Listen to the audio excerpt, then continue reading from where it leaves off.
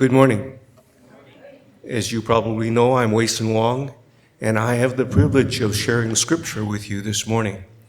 But also, when you become lay reader, you get to participate more in the service. Pastor Amy's giving us more responsibilities, and I invite you to take advantage of that. Because when I look back for the sign-up sheet for lay readers, my friend Paul Murakami is telling me, we need some more people to sign up.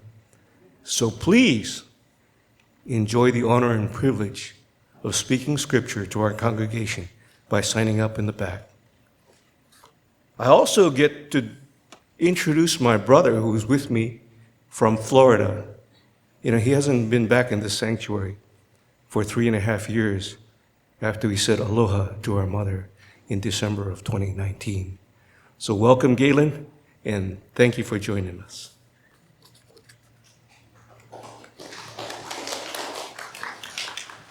Now, without further ado, let me share with you our epistle lesson this morning. It comes from 1 Peter chapter 2, verses 2 through 5.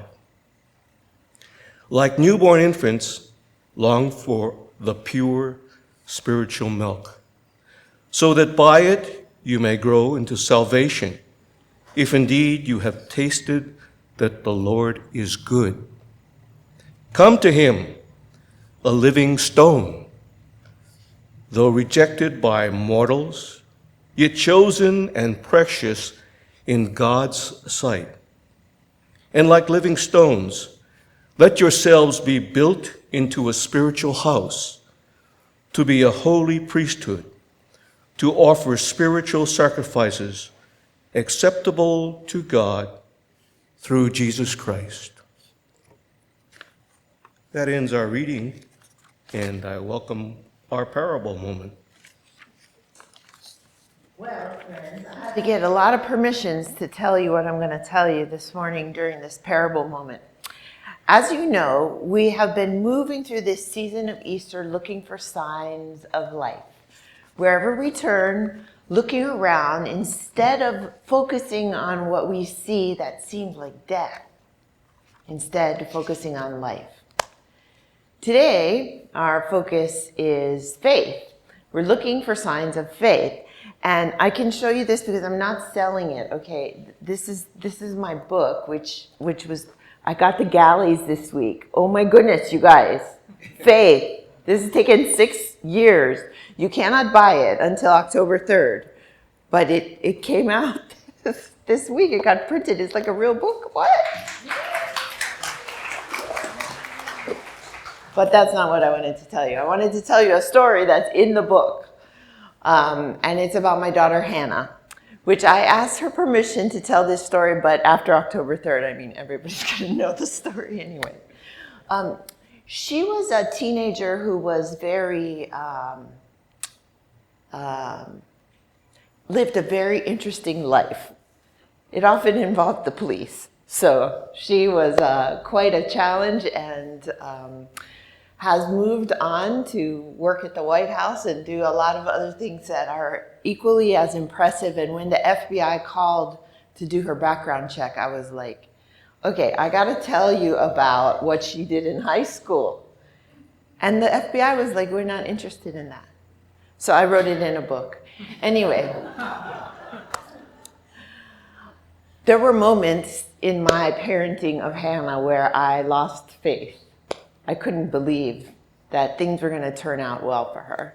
And I had a friend who said to me, you know, everything you taught your child is in there somewhere. Everything you taught your child is in there somewhere. You just got to believe. And I said to my friend, I don't really believe, so I'm going to have to ask you to hold that belief for me. And that's what she did, my friend. And I'll tell you what the story that turned the corner for me and Hannah. Hannah decided she was going to join the track team at school.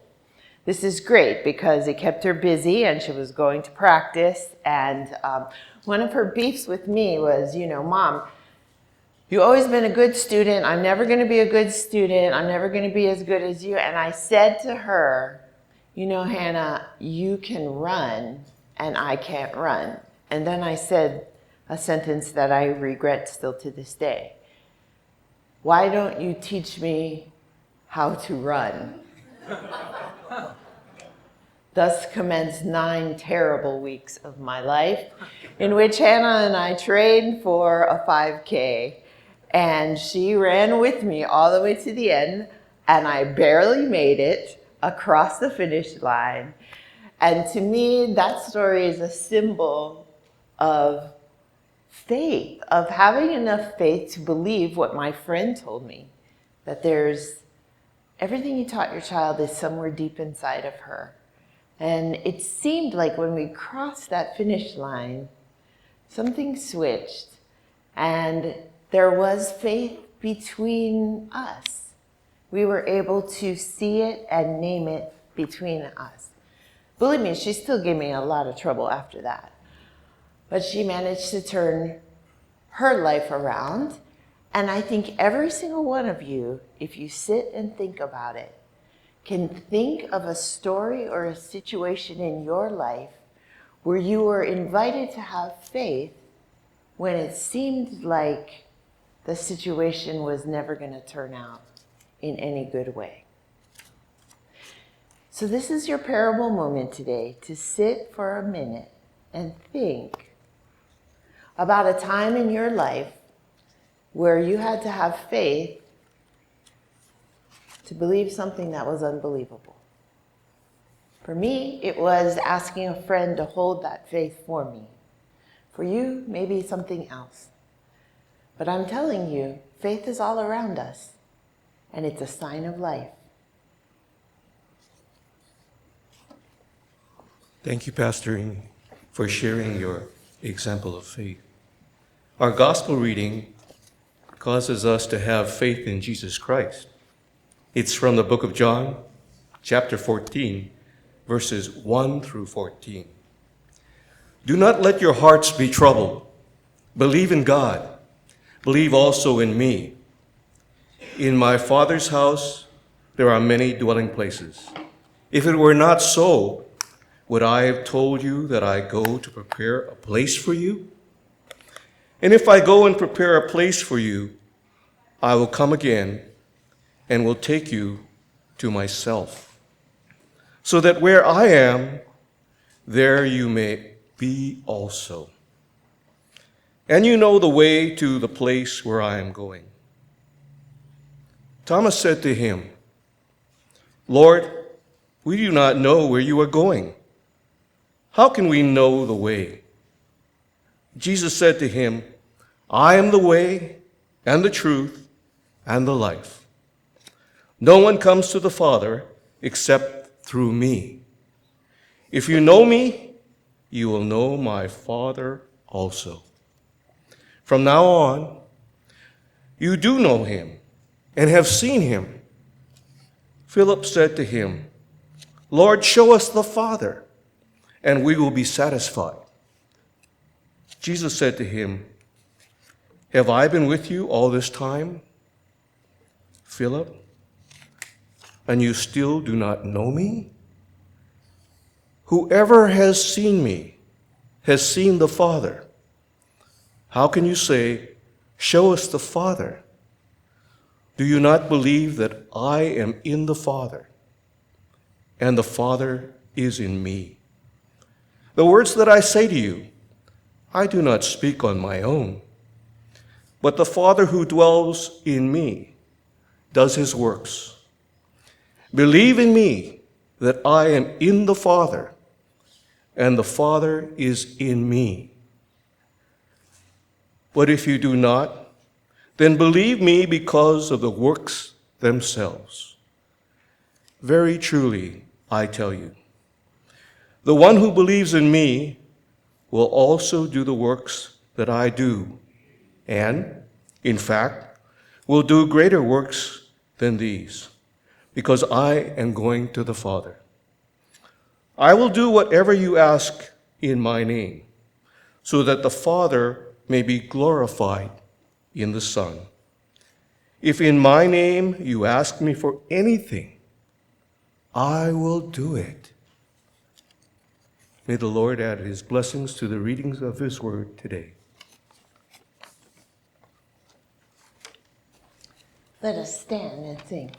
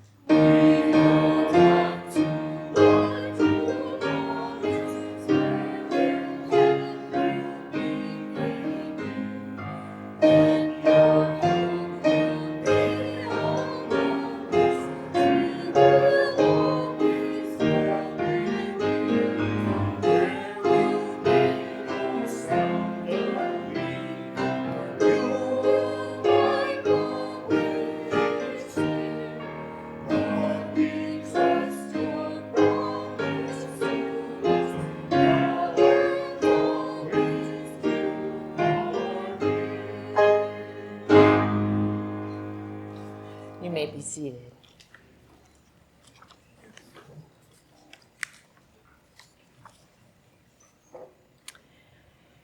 If you've been around for the past 3 months, you may have heard me tell you some stories about my evangelical childhood before, but I think we've gotten to know each other well enough that you're ready to hear more. Or at least you haven't fired me yet, so you're just gonna have to suffer, okay? Well, the other girls in my elementary school wore these beautiful brownie uniforms, jumpers with knee socks, and a wide sash across the chest with various patches affixed to it, and attended meetings with the Girl Scouts on Tuesday afternoons. I instead went to Awana. It was on Thursday nights at First Baptist Church of Kailua. And those of you who grew up in an evangelical childhood similar to mine, I see Lorraine is in here, will know that Awana stands for Approved Workers Are Not Ashamed. It comes from a verse in 1 Timothy. It's basically a Bible club for kids. Okay. Awana has uniforms too, though they were then red vests, to which we also applied patches. We didn't earn our patches for community service or for selling cookies. We would get patches depending on how many Bible verses we memorized. This is different than the sword drill I told you about before. So every Thursday night, we would stand up and we would step up to the adult who was leading and we would recite as many verses of the Bible as we could.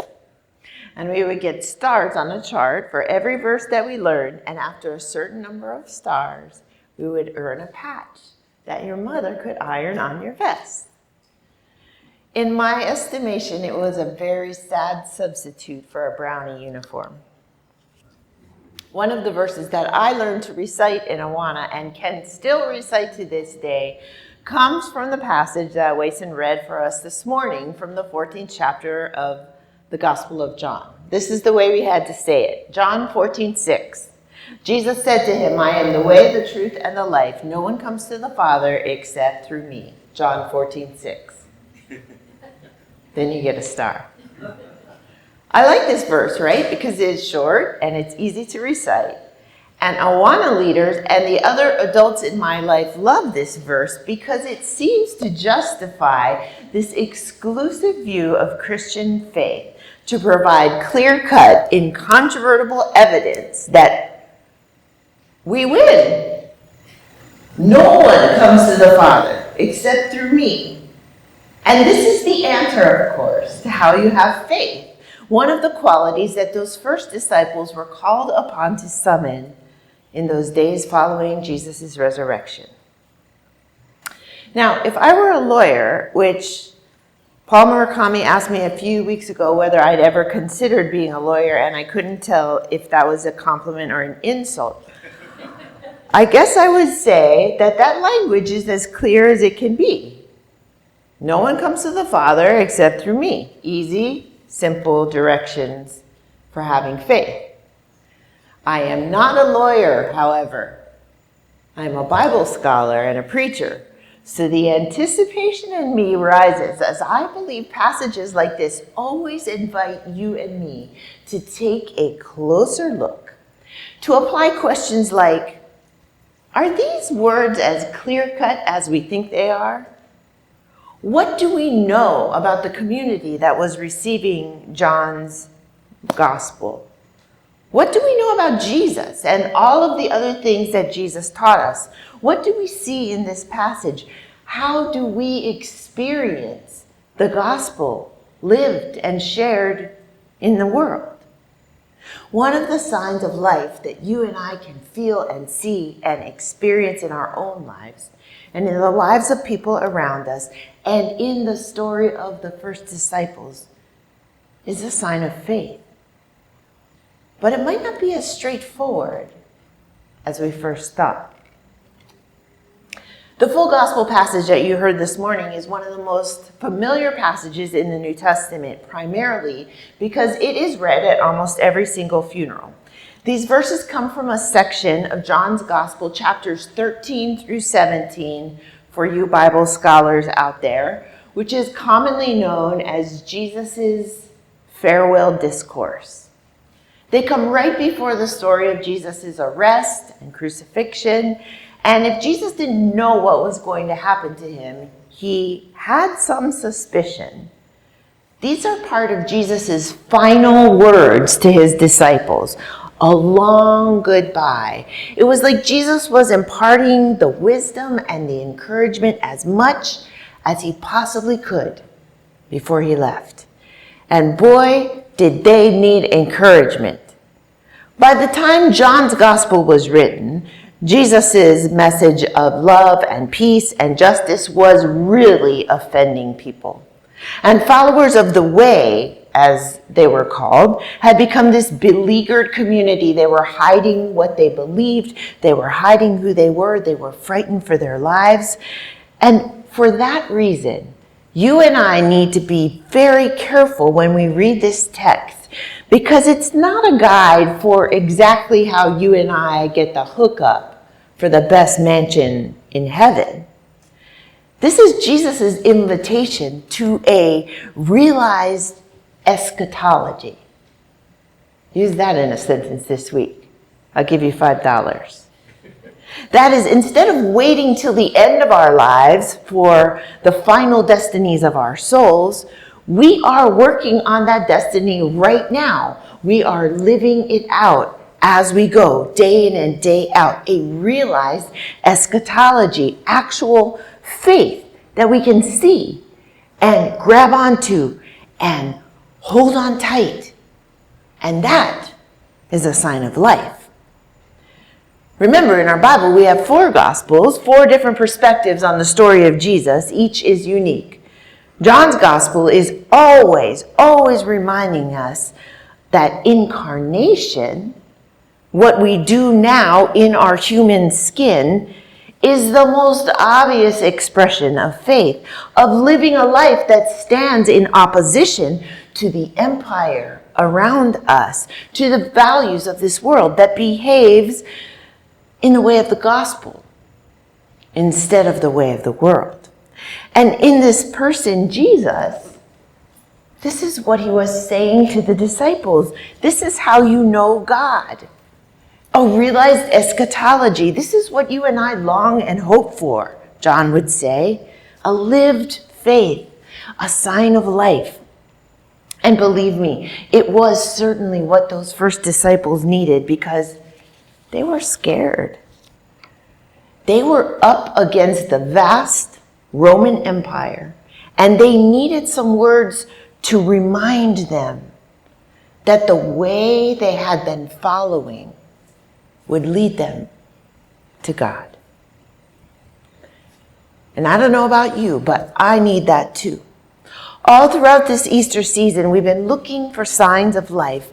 And today I want to invite you to do what the words of Jesus in John's Gospel suggest. In the middle of heartbreak and fear, when we're sad or scared, we practice a realized eschatology. Look around you for evidence of faith. Feel deeply any relationship you have with the way of Jesus, the gospel message, and then hang on tight to everything you know of him. And when you can't summon it from within, look around you. Look around this room. Look to your friends, as I did, and see evidence of faith in their words and their lives, even in the lives of people in this community. Because, well, most days you and I don't face the kind of fear and intimidation that those first disciples faced when we're afraid, when we're unable to summon a faith that helps us live. Well, then what happens? We become divided from each other. We become lost of a hope of a shared future. We feel absent from God. And that division, it does bad things to a community. It makes us mean and grasping, suspicious of one another, and liable to hurt each other. But instead of living our lives that way, sad, scared, stingy, listen to the words of Jesus in John 14, as he invites us to practice our faith and to recognize it in each other. You say, disciples, that you've given your heart to God. Well, why don't you give it up to the gospel message that I've been teaching you? You know the place where I'm going. My life represents the way, the truth, and the life. If you know me, you know God. Whoever has seen me has seen God. Look around you for faith. In other words, the question that I ask when I read this passage, and I'm inviting you to ask as well, is not, how do I believe? But instead, how do I open my eyes and look around me for signs of faith? Jesus is saying we see signs of faith in relationship with God and with each other. After all, Jesus lived and preached a radical gospel. And that's what he wanted his disciples to remember. Not a set of rules that we give in exchange for whatever it is we want, but a full experience of relationship where we trust and are trusted, where we love and are loved, where we are active in the work of justice and are perpetually inviting each other to go deeper and deeper into God's work of healing a very broken and pain-filled world. That was Jesus. And that is the way to God. Why do so many of us need so badly to think of Jesus as an exclusive truth? It's my way or the highway. I heard someone call this kind of Jesus a divine gatekeeper, a holy goalie. When we think of Jesus like that, we're more concerned with winning than we are with working together. We're more concerned with who is out than who is in. And in turn, we turn into people whose sadness and fear make us hard-hearted and cut off from each other and sad and scared and stingy. By contrast, if we thought of the way, the truth, and the life as the most inclusive invitation of all, the lavish love of God for the whole world, we would certainly be able to look around and see signs of life wherever we turn. It seems to me that that truly is the way to the Father, as Jesus tried so hard to remind his disciples before he left. Now, this may be a controversial sermon for some of you to hear, but I want to tell you about an experience that I had a few years ago. For most of my career, I have pastored churches in which the pews were filled with far more doubters than believers.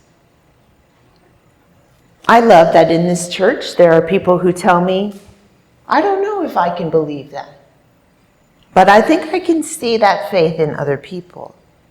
I love that there are people who come from different faiths or traditions and see in this community some evidence of faith, a sign of life. You may notice that when we share communion, which we will do today, I always say something that reminds us that this table is open to everyone because it's the table of Christ, and whoever you are welcome to participate. One Communion Sunday a few years ago, as I was presiding over communion in the big cathedral of Riverside Church, we would usually serve about 1,000 people, and of course that was pre-COVID, right? So you'd line up at 3 or 4 different stations, come to the front, receive the bread, and dip it in the juice. Pre-COVID, right? It has always been one of my favorite things to do in worship because it is an honor to stand there and to look at another person right in the face, eye to eye.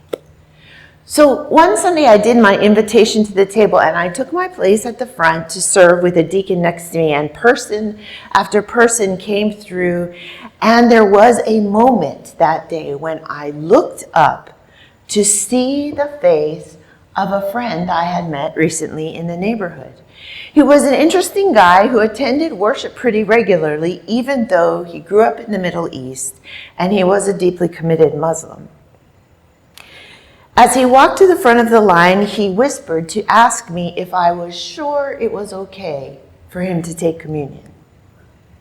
I nodded, of course. If we say this is the table of Jesus Christ, we welcome everyone here. He took a piece of bread, he dipped it in the cup, and as he put the bread in his mouth, I could tell he was feeling a bit emotional. His eyes teared up, and it's an emotional moment for a lot of us, I think.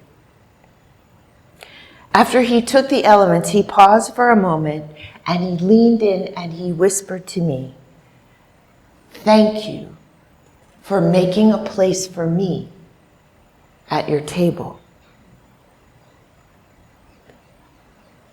Thank you for making a place for me at your table." So in that moment, that I could see faith.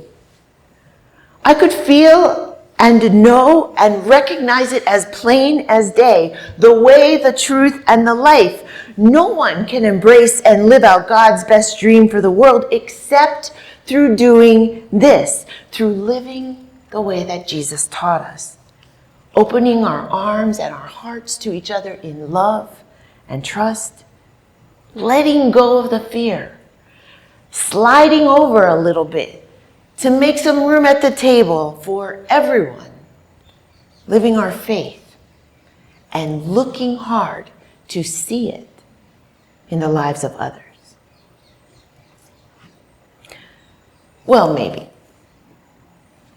It'd be nice to read it that way, Pastor Amy. I could hear you thinking that right now. But if that's the case, then why do we need Jesus at all? We need Jesus, like the first disciple did, because Jesus is the one who has welcomed us into relationship, who teaches us over and over again that the work of faith is not bound up in a list of rules, but rather in a way of living. And Jesus, who teaches us to open our eyes and our hearts and to look for faith everywhere around us. Signs of life. Biblical scholars will point out that this passage in John's Gospel is one of a number of I am statements that Jesus used regularly while he walked on this earth. You remember all of the metaphors he used. I am the good shepherd. I am the living water. I am the living bread. I am the light of the world. I am the door. All of these are metaphors of welcome, of inclusion, of relationship, of how we are to live out our faith. And today's passage is no different. I am the way, the truth, and the life. And no one comes to the Father except by me. That was never meant to make you and me sad and scared and stingy. It was meant to encourage the first disciples who needed to know that they could live what Jesus taught them. And it was meant to invite all of you and me, all of us, into a relationship that we can witness and practice, a realized eschatology, a sign of life. I am the way, the truth, and the life, Jesus might say today. To live into God's highest hopes for your life and for this world, then here's what you do. You pursue generous, justice-making relationship with God and with each other. That's the way I live. That is the only way to live. If we can do that, then maybe we can start to notice a little more faith around here. Just another sign of life. Amen.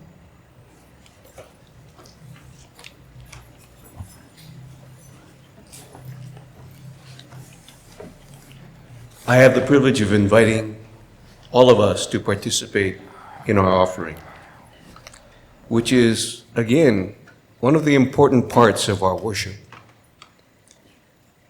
Please respond to Pastor Amy's sermon by joining me in our rally around Jesus.